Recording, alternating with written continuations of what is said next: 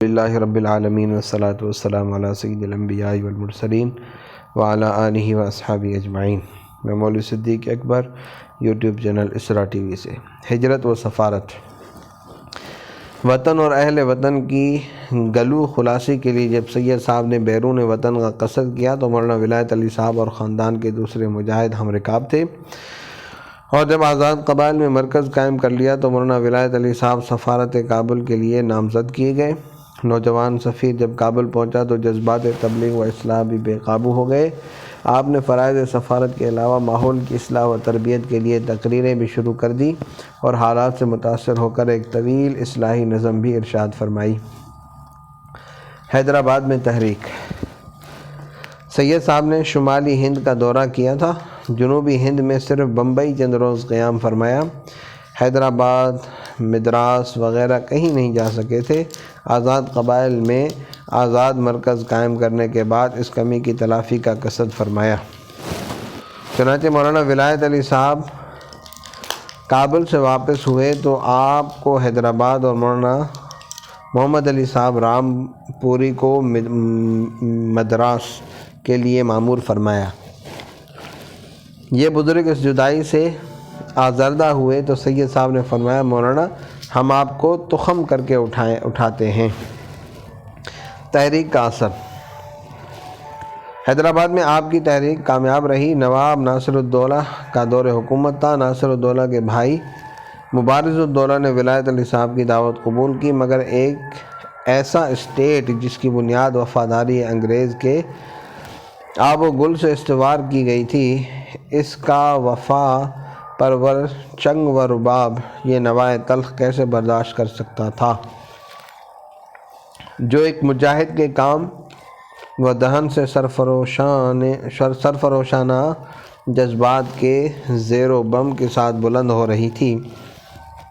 چنانچہ مشکل سے 2 ہی سال ہوئے تھے کہ آپ کو حدود ریاست سے نکلنا پڑا۔ کچھ دنوں بعد آپ کے سب سے بڑے معتقد مبارز الدولہ کو نظر بندی اور پارٹی کے دوسرے سرگرم ارکان کو جلا وطنی نصیب ہوئی۔ حیدرآباد سے بمبئی۔ مولانا ولایت علی صاحب حیدرآباد سے بمبئی تشریف لے گئے اور ابھی وہاں بساط عمل پوری طرح بچھانے نہیں پائے تھے کہ مارکہ بالا کوٹ کے درد انگیز سانحین ارادوں کی دنیا کو نئے پروگرام کی دعوت دے دی، کیونکہ اب سب سے اہم سوال مرکز کا پیش آ گیا کہ اس کو کسی طرح باقی رکھا جائے اور ایثار و قربانی کی رسم کو کس طرح پروان چڑھایا جائے۔ اس عرصے میں دوسرا حادثہ یہ پیش آیا کہ پٹنہ میں آپ کے والد ماجد مولانا فتح علی صاحب وفات پا گئے، لہذا پہلے آپ نے پٹنہ کا قصد کیا۔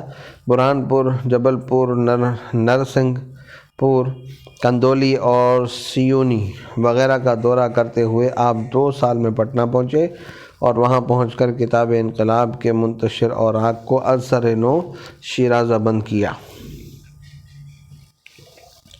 پارٹی کی دوبارہ تشکیل۔ مولانا ولایت علی صاحب نے پٹنہ پہنچ کر تازہ سرگرمیوں کے لیے پرانے ساتھیوں کی نئی پارٹی بنائی، جس کا مرکز صادق پور ہوا اور جس کے مرکزی ارکان کابینہ کے ممبر یہ تھے: مولانا سید محمد علی صاحب رام پوری، مولانا شاہ محمد حسین صاحب، مولانا عنایت علی صاحب برادر خورد، نشر و اشاعت اور تنظیم و تبلیغ۔ تحریک کو عوامی بنانے کے لیے سیدنا حضرت شاہ عبدالعزیز صاحب رحمہ اللہ کا طریقہ پیش نظر تھا، یعنی نمبر 1، عام مجمعوں میں تقریریں۔ اس کے متعلق مولانا عبدالرحیم صاحب صادق پوری کا بیان ہے: مجمع اور میلوں، مثلاً بہار کا چراغاں میں بغرض تبلیغ و پند پہنچتے، کارخانہ داروں کے کارخانوں میں اور کسانوں کے کھیتوں پر پہنچ کر وعظ و پند کرتے اور ان کی بد زبانیوں اور غصوں کو شربت کی طرح نوش کر جاتے۔ آپ اپنے دور و سیر میں قریہ بقریہ، گاؤں گاؤں فروکش ہوتے اور تحریک کی باتیں پیش کرتے، اس لیے ایک مقام سے دوسرے مقام تک پہنچنے میں غیر معمولی دیر لگتی تھی۔ نماز جمعہ کے لیے چند مسجدیں مقرر کر لی گئی تھی، تفصیل آگے آتی ہے۔ پارٹی سے تعلق رکھنے والے خاص طور پر ان مسجدوں میں نماز جمعہ ادا کرتے اور نماز کے بعد تقریر کی جاتی۔ ان تقریروں کا موضوع کیا ہوتا تھا؟ ہنٹر صاحب کی تحقیق یہ ہے: جمعے کے یہ وعظ بڑے ولولہ انگیز تھے، ان میں سب سے زیادہ جہاد پر زور دیا جاتا تھا۔ خاص مجموعوں میں درس، مکان پر بعد نماز ظہر تا نماز عصر قرآن و حدیث کا درس دیتے۔ مولوی عبداللہ آپ کے خلف اکبر قاری ہوتے، دوسرے علماء تفسیر کی کتاب ہاتھ میں لے کر بیٹھ جاتے۔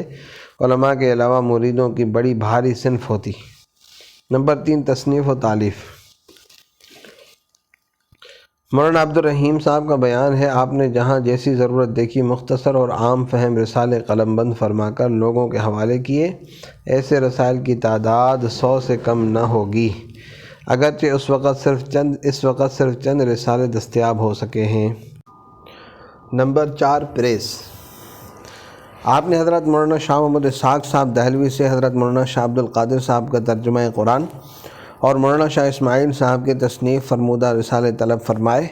پہلے مطبع حسینی لکھنؤ میں ان کو طبع کرانے کی کوشش کی، مگر جب اس مطبع کے مالکوں نے ان کو طبع کرنے سے انکار کر دیا تو دورہ بنگال کے زمانے میں آپ نے یہ خدمت اپنے مرید خاص مولانا بدیع الزمان صاحب بردوانی کے سپرد کی۔ مولانا موصوف نے 10,000 روپے کا ایک ٹائپ پریس خرید کر ان کتابوں کو بار بار طبع کرایا۔ یہ عجیب معمہ ہے کہ مطبع حسینی لکھنؤ نے ترجمہ قرآن شریف کی طباعت سے انکار کر دیا۔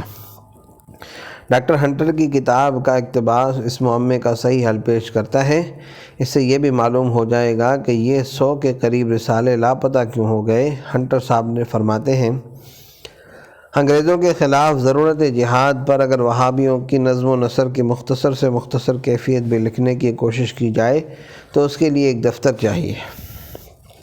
اس جماعت نے بہت سا ادب پیدا کر دیا ہے جو انگریزی حکومت کے زوال کی پیشن گوئیوں سے پر اور ضرورت جہاد کے لیے وقف ہے۔ بعض کتابیں تو ان میں سے حد سے زیادہ اشتعال انگیز ہیں اور مسودات کی صورت میں رازداری کے ساتھ ایک دوسرے تک پہنچائی جاتی ہیں۔ ان میں سے بعض کی اشاعت بہت زیادہ کی گئی ہے اور ان کا زہریلا اثر ان کے پڑھنے والوں تک ہی محدود نہیں بلکہ مبلغین کے اس گروہ کے ساتھ ساتھ جن میں تبلیغ دین کی مہم پر جانے سے پہلے باغیانہ روح پھونک دی جاتی ہے، بنگال کے ہر ضلع تک پہنچتا ہے۔ وصلی اللہ تعالی علی حبیب سیدنا محمد وعلی آلہ واصحابہ اجمعین برحمتک یا ارحم الراحمین۔